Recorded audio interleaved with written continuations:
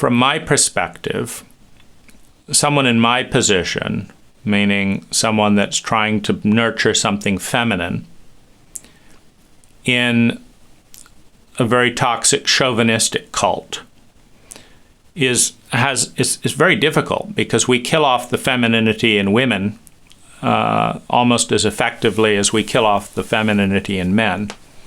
And so, and because it's normal, nobody pays attention. It's just normal. We cut off tips of men's penis in this country. It's normal. I mean, why would anyone have an outcry? We wouldn't have an outcry unless something was new. We just, have outcries when female genital mutilation occurs. Oh my goodness, that's not normal here, so it's terrible over there, but we'll just keep mutilating men over here because we've been doing it for a while. And so, anyway, she didn't like that dynamic, which, I thought it was a good one. If she could do it, then she'd have a really stable income doing something that could really help two people, two at a time, to avoid mistakes, get through the bureaucracy, etc., because it was just tons of bureaucracy to get the fiancé visa to move to the U.S. took over a year. It was just a nightmare. Having to read 40 forms to understand one, it's just absolutely, atrocious. Sociopathic cruelty. Here's how we can fuck up your marriage, because we can, and we don't care about the consequences. So, anyway, I moved her to Thailand, and then what she discovered was she liked doing greeting cards and art. And so then I coached her through starting that business, which was fabulous, and I loved her work ethic and all that. And my discipline, being in love with her, my discipline was not to make things more comfortable for her than they would be if I died, or if we separated. I wanted it to be a slow, steady, earned with competency path to going self-generating all human needs. And so we were, I felt that we were hovering pretty stably around love and belonging and working on self-esteem, strengthening security and survival all the time. I also thought it would be a good thing for her to have, more. There's overpopulation in the Philippines, and so there's a tremendous need for the feminine talent, whether it's nursing, caring for the elderly with people that know how to respect the elderly, childcare. There's a tremendous talent in empathy. Jen's been here working with the family for, a while now. Those kids adore her, often more than relatives, because she has something cultural to bring that our culture lacks. And so, anyway, I wanted to get her, and I knew that she would be valued and appreciated very highly here for things that she would be undervalued for over there. And so it was a missed, who she was needed more in the United States. So, how to facilitate all that was part of the protocol, so making sure she has, her own money, her own earning power, her own freedom, her own responsibilities, to take care of things and learning to drive, learning to swim, learning to study this, learning to do that, learning to write, learning to do art, learning skills, learning to cook, not only this ethnicity, but this ethnicity. All of these skills are opening up exposure to strengths and talents, and poetry, and singing, and so developing gifts, integrating those gifts. How to connect with people who will appreciate her the way that she is and wishes to be. And then also, creating stop losses.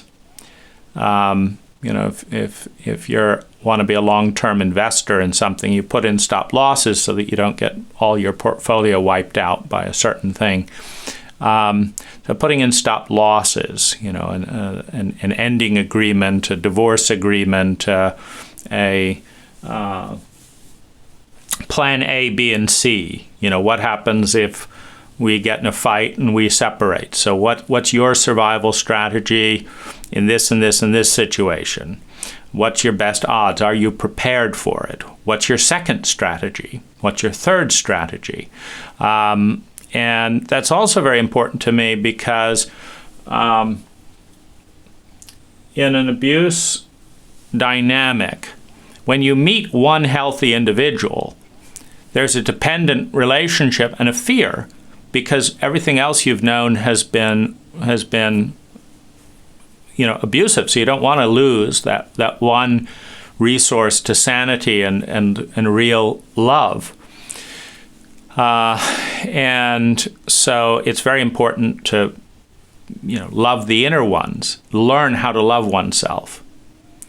That's very important. And so that's a daily discipline, loving the inner child that she does, and the discipline of thinking, the discipline of strategy. And so this developing of gifts and strengths I mostly did by transferring as much of a weight as she could comfortably carry, giving her opportunities to make her own income and have her own bank account and all of that, to do all that in a way that she can take ownership, learning from me, and also developing a sense of self-esteem by being an equal partner.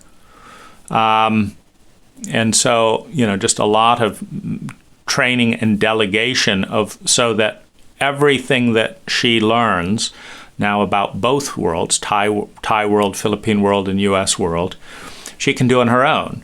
And brainstorming, like you could be a babysitter here, you could be a English teacher here, you can apply on these online things, you can have all these options. But one of the things that is a possibility is that, because she's younger than I am, is that she will develop all of her human gifts and her independence and her autonomy, and decide she wants to be lovers with a different person, have a different relationship. She may grow out of me. And in that situation, I want a foundation in place where everything that she does is independent of me, and so my discipline is not to support her artificially in a way that would collapse if I wasn't there. And that way she's building physical muscle, building mental muscle, building emotional muscle, but at a stable rate that is attuned, so that there's constant improvement in strength and becoming. And we talk very openly, I want you to understand how valuable you are. And there's no question it is. I didn't see it and notice it when I first met her. As I say, I started off with a little bit of confusion and martyrhood about why I had this intuition to be of service at a time when I had such need. But I do not know anyone on the planet who can have such a blessing in well-being to me both in receiving my gifts and in honoring my gifts and sharing her gifts with me. And so, knowing how picky I am and all of that, she's an incredibly desirable partner, on multiple metrics. And for me, the key thing is the growth and just the continued accelerating synergistic growth, which makes anyone incredibly rich to be around. But that's and I think that's mostly sunk in. It went through an when you're abused, you expect to be looked down on. But of course, she's such a wonderful human being. Everyone adores her. It's much easier to love and connect with her than it is to love and connect with me. And so, it's fun to have her grasp, just how attractive and lovable and relatable she is, and that she brings talents and gifts that most Americans don't have. She has strengths that I don't have, and brings a richness of feminine energy that's incredibly valuable and undervalued. So people enjoy it, they just don't grasp how valuable it is, what they're enjoying because, again, of the chauvinism. But this process has been my salvation, meaning I couldn't get the big one to support my feminine self, meeting all their needs, etc. But I could be the big one for another human being in the feminine persona to be all their needs. And then what blossoms is, in a sense, the plant of my own feminine self. Meaning, when I met her, she was filled with hatred and, because she'd been abused by men, Filipino and foreigners. So when you're treated sociopathically, the correct response is a reptilian distrust and hatred. So in my very first meeting with her, she wouldn't give me a hug after having dinner or anything, not even just a no. That I want nothing to do with a romantic relationship. And so I wasn't expecting a romantic relationship. I was just, how can I help? But all that melts away.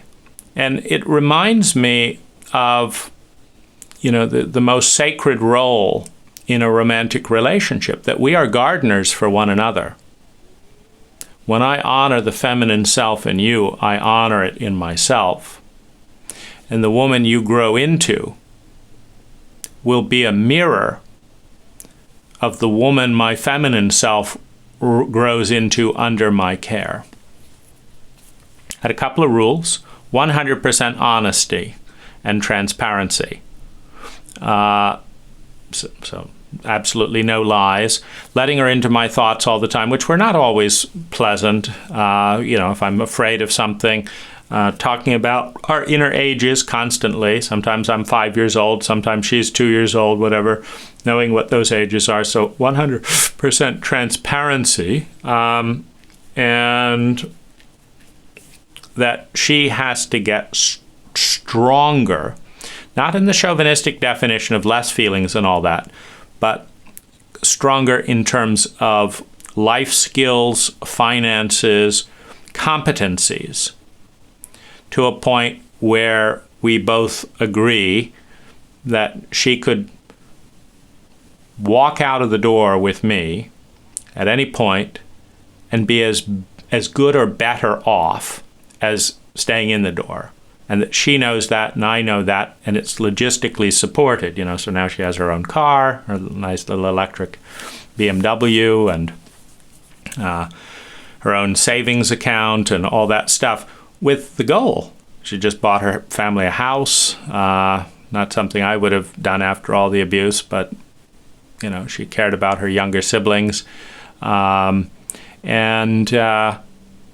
that that's kind of the underlying thing, that the healthiest relationships do not have a differential in power. It's not optimal. And I explained all this carefully with her before deciding to date. It's not optimal to have someone with 10 times the money or something like that, and 10 times the experience and all that. That's not optimal. So how do we create a reality that balances out the innate power differentials of age and experience and citizenship and all that, so that we have equal voice and power? And, there's only one way to do it. Mastering the art of self-love, mastering confidence in all life skills needed to survive and feel secure, creating your own independent friendships, so you have independent love and belonging, preferably in multiple countries, having your own citizenship, having your own money, having your own skills, your own green card, your own this and that. That moves to a place where at some level your body will know you are free. You do not depend on some one person liking you for your survival. That's the point when a new level of honesty comes out. It's blocked. Every child blocks these feelings when they're in a dependent parental relationship. Every woman blocks these feelings when they see the man as their only source of survival, or their sugar daddy, or whatever it is. These things do not shift until you can meet your human needs independent of a particular community, a particular power structure, a particular culture, a particular individual. That's when you can see clearly. And so that hasn't, we're about 70% the way there. When that occurs, then the relationship will transition either into a closer relationship or to an ending. And so she must have everything ready, to be able to walk out, into her freedom, etc., at that moment. When that veil lowers and she sees from her own unique perspective what she really likes and doesn't like, and about me and about other people and stuff like that, then that's the point of liberation. And what I'm grateful for in terms of the abuse dynamic, with Hai, etc., is they didn't own that responsibility in a profoundly vulnerable state induced by sexual abuse under the influence of psychedelics. They didn't own it. They weren't honest about it. They didn't put my needs first.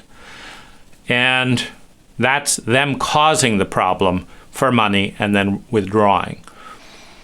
And that taught me that was wrong, because I saw just how much damage it has done to my body, to my heart and mind. But that also then guided me to what was right, to say, no, it's the responsibility of the big one to bring the small one to a place of equality for there to be any chance of a healthy relationship. And that's what adults do, because they can, because it's human nature to be responsible and be loving, when you know how to do it on the inside. And so in this way, doing it on the outside has helped teach me how to do it more on the inside. And then the other thing is that I was fighting against the feminine wound of being betrayed and no one speaking about it. So I've done a lot of speaking for trauma survivors on YouTube. Some of this is, also advocating for the sexual abuse survivors in the Hai community. They are the beneficiaries of all this publicity, etc., because then the insanity can start lifting off, and the real feelings of grief, etc., can be faced, and there's more distinctions to track, and so there can be some growth in that. But for me, this is the path of growth and success in the context of my response to the abuse patterns experienced in relationship with High in the community. And I'm just so glad. One of the reasons I'm sharing this is because my parents have never changed. My family dynamic has not changed much. High facilitators may never change.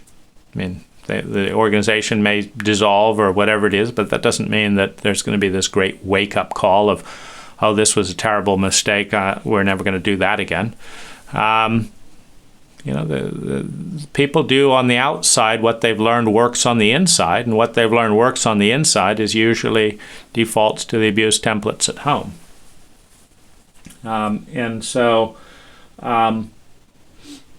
I'm just very, very happy that the healthiest thing in my life can be inverted from not being able to receive it, but then learning to give it, and then learning to give it to myself from learning to give it to another person. And so in the end, a very deep course in the psyche and in how to grow and heal.